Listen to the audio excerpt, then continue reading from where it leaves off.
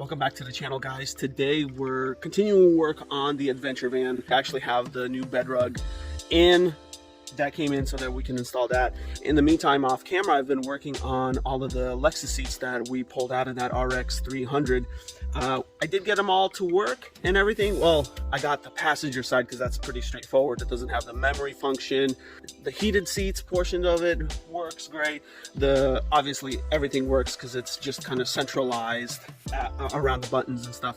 And I just wanted to show you guys kind of how I did the electrical and stuff. And honestly, it's really neat when you can just get the whole harness and everything looking as OEM as possible. I was able to use just the same harness that came from the seats themselves. I adapted it to just run what I need straight from the fuse box. Luckily, Chevy makes it easy with the fuse box being right there. And I was able to run it through the original kind of channel conduit that they use over here. The switches for the heated seats ended up being right here. Kind of seemed the most appropriate and the cleanest look right there. They go straight through down through there. All of the grounds and stuff, this makes a good ground, so I was able to just drill a hole, put a nut and bolt through there. I did have to use a relay for the power that goes to the heated seats. I just reused the relay that was in the RX because it works. It came out pretty great. I'll show you guys this right. And that turns the relay on, and now the heated seats, that's driver side low and high, passenger side low and high. And if it's not too bright out, when we turn on the lights, the switches actually illuminate, and that's off the normal switch lights. So when the stereo lights come on, when the gauge lights come on, these also get power and they turn on.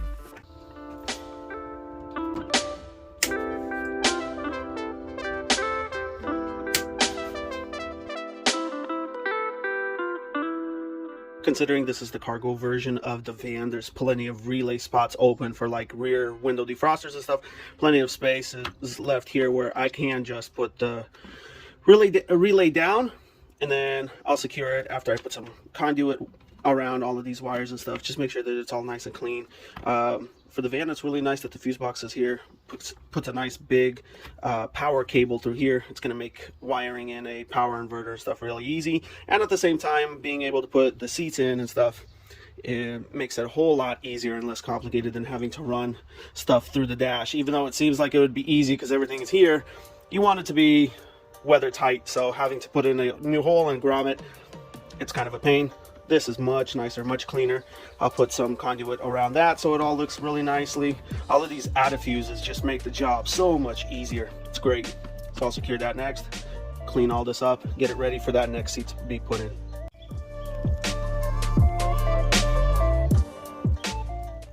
This is the driver's seat, and it's looking pretty rough. Obviously there's a couple of tears here and there. They do sell replacement bottoms, so we're going to get that ordered and swapped out eventually. Until then, while I'm building the rails and getting the wiring all hooked up and stuff, I still have to handle it. So what I'm gonna do first, though, because it's really grotty, I'm gonna scrub it all down, clean it up with a general purpose cleaner. That way it's a lot nicer to touch and stuff when I'm working with it.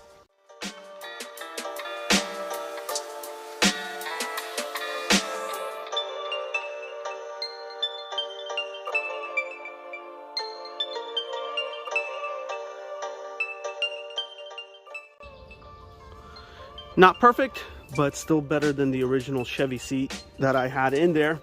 And considering selling the wheels covered the cost of the whole car, these were free, so they're gonna look awesome in there.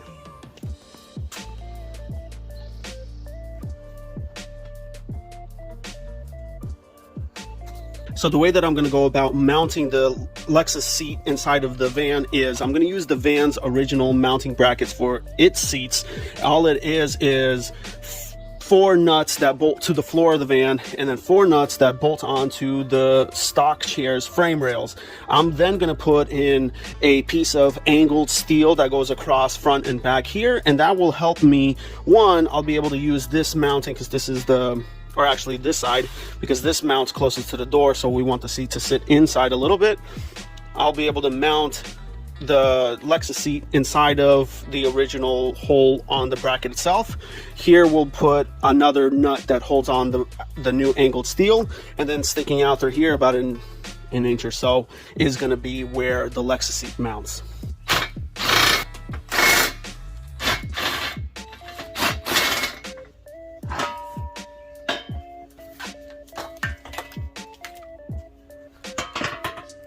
I always try to stay clean as I'm working with stuff, so I'll give this a quick wipe down.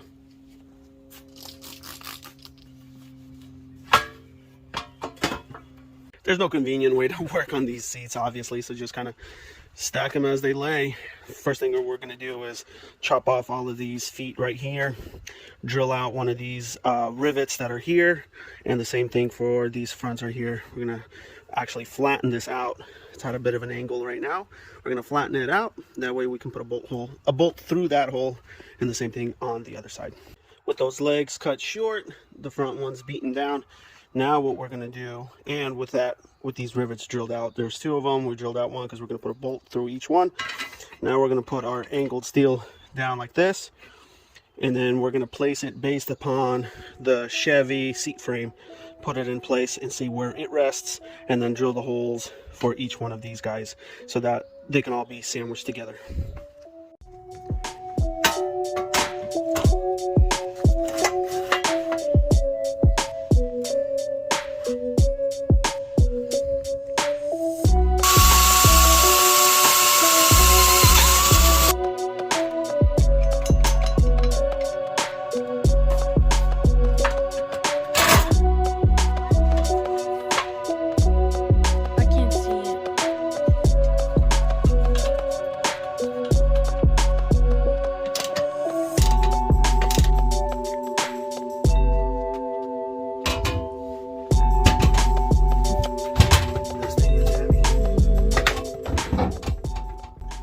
Yeah, it's push forward, but this is, you know, full wifey mode right there.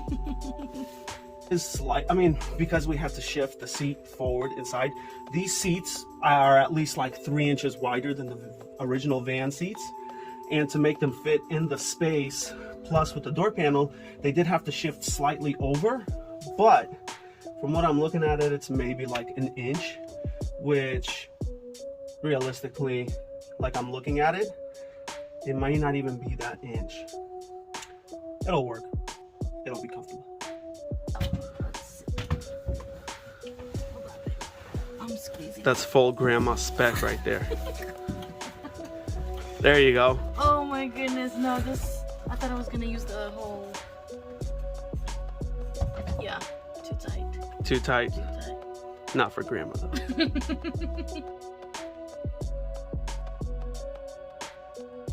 So I got the majority of the wires hooked up to the driver's seat. It is a little bit more complicated because this one does use the memory function, and it is connected to the park reverse neutral drive, so that you can't use the memory function when you are in either drive, reverse, or moving gears. We did get it connected though, so it all does function. Obviously the heated portion of it does function. Can't quite figure out what the last 3 wires are, but even on the passenger side there were 3 wires that did nothing that stopped the seat itself from working. So I'm not worried too much about it. I'm gonna leave it unplugged. The memory functions of it aren't working now, but while I am testing it, I am just going to then make sure that the wires that actually cause the seat to function properly are hooked up and secured, and then afterwards I'm going to see how we can make the memory portions of it function. If I get bored with it, then I'll leave it off. We won't have memory function, but I'm totally fine with being able to have power heated leather seats all matching, so that's good enough. With the seat now working, as you guys can tell, got the wiring all nice and buttoned up. This is all the grounds, all the powers are going through here into my relay that I got here. Everything's all connected nicely, shrink wrapped together underneath the conduit right there. Looks good. These are all the extra functions, I guess you can say, for the seat itself. I didn't necessarily want to just cut them all off, so I zip tied them all tight. Hopefully they don't get in the way as the seat moves back and forth. I'll have to just kind of double check that and make sure it's all nice and tight. Everything is kind of routed the best it could be, so that it doesn't interfere with the functions of the seat itself. Next, what I'm going to do is put some conduit of all the places where it would fit, so just to kind of protect all these wires in general. With the seats in and working, now we're just going to clean out the van and kind of give it a nice little vacuum and stuff, so that we can put down that new bed rug and start just reassembling everything, putting it all back together. So I have two front new thresholds just like this, but they're immaculate condition. This one, I could not find it. Some of the newer vans, they come with barn doors instead of the slide door, but we did a little test right here, and it seems like if we hit it with some adhesion promoter and then some of that spray bed liner just right out of the can, it gives it a decent finish. This one was just like for S's and G's, but I am gonna see if I can scrub this down, get it really nice and clean, and then hit it with a good adhesion promoter and then the spray can bed liner, and see how that's going to turn out. No matter what, it's still going to look better than what it is now, and until I can find one to replace, it'll be good enough.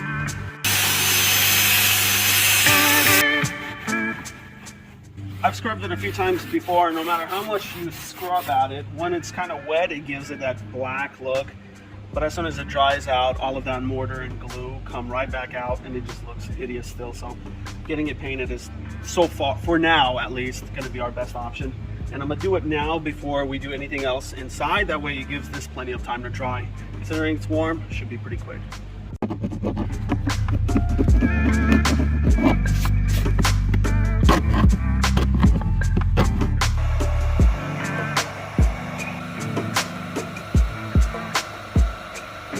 You can see that it was meant.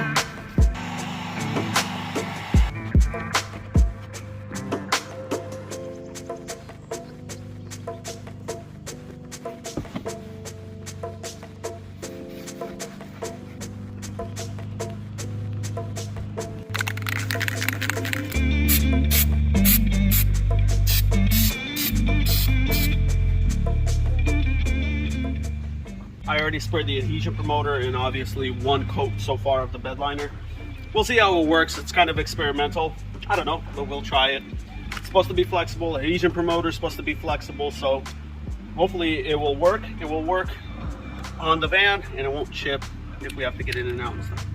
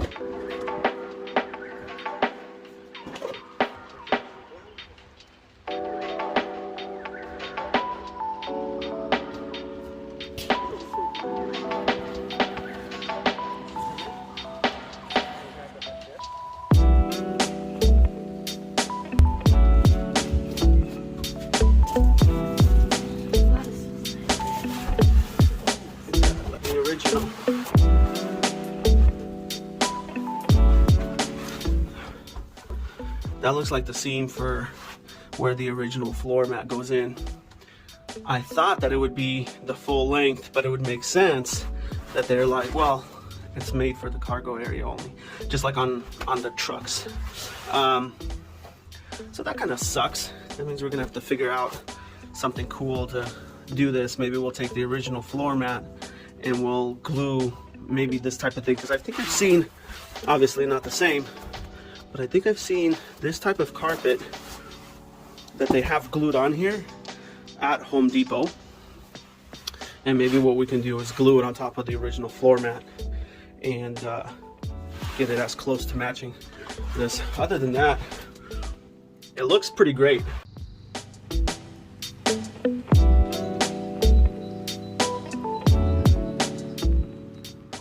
So when we got the bed rug, I had assumed that it was going to be full length all the way up to the firewall, but it's not. And it makes sense because the majority of the cargo vans, they're going to be for business official use and stuff like that, where you got the divider that goes in here and that carpet is going to stop right there. It doesn't work for us because our liner that we had in here was way too tired. It had a hole where our feet were supposed to be and stuff. So to kind of make it all cohesive, we decided we're going to try to make our own carpet system to fill in this area. With that, it makes sense why the bed rug costs what it costs. It's, I think after the discounts, it was like 260 bucks.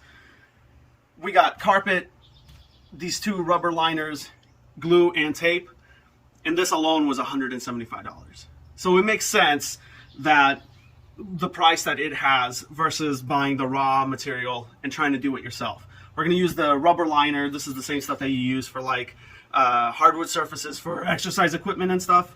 And the closest matching carpet that we can find from your regular box store. If it wasn't for the pattern itself, the color is very close, and hopefully that's going to work out in our favor so that it looks as closely related as possible.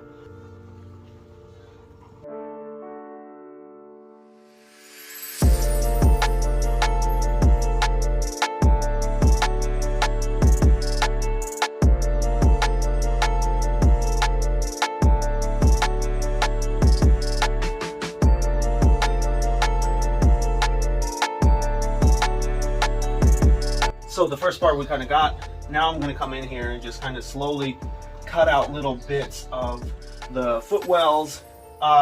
Laying it in here, I'm not too sure if it's going to work to get all of the contours of the wheel well and stuff like that. I'm going to try it first. If it does sit nicely, then we'll run with it.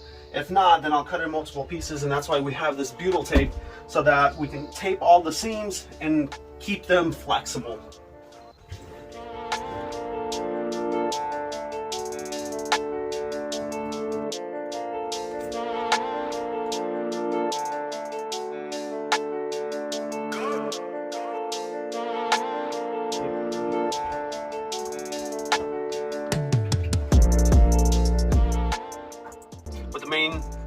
Shape of the mat all cut and kind of taped together. What I'm going to do now is go in and cut strips for all of these voids that make the floor rigid. They're roughly anywhere between 1.5 inches to 2 inches, so we're just going to cut them all at 1.5 inches and center them out on the voids that are a little bit bigger, and that'll help kind of elevate the main mat so that it's the same level as the bed rug, and also just kind of gives it a more pleasant feel when you're stepping on it and stuff, because you're not feeling all those voids.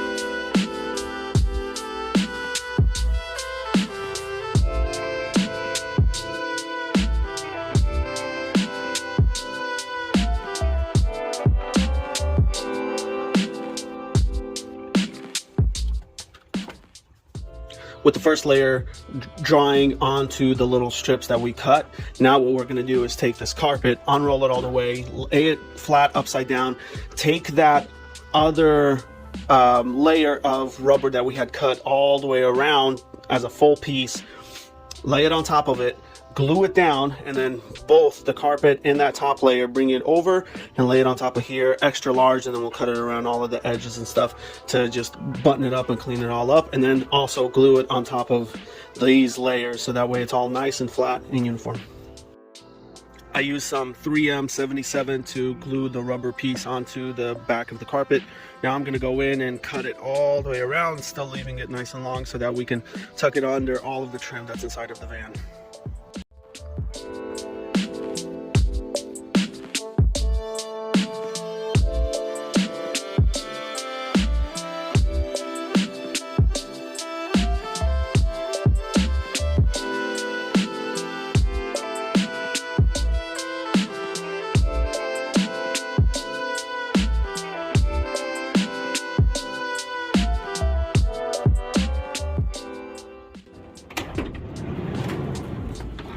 It's finally done.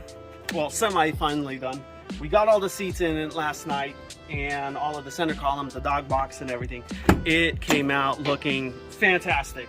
As close as I could have imagined it would get to OEM. I don't think I could have done any better than having the bed rug stuff all the way through. Obviously everything bolted back in the way it should. It's working awesome. Everything obviously because it was untouched. So it's coming out perfect. On the next video, we got a little project going on here. All I can say is hidden storage, come back for that so you guys can check that out. Thresholds, obviously the fronts are pretty much brand new. They're immaculate. The back, little bit of adhesion promoter and a little bit of bed liner, and it looks pretty much fantastic. That's pretty much it for this video. Come back for the next one because it's going to be exciting. We're not finished. We have a lot to do on this van. We got roof rack, we got that front bull bar, we got winch, we have the walls that we got to do. We got a lot to do. So make sure you guys check out the future videos.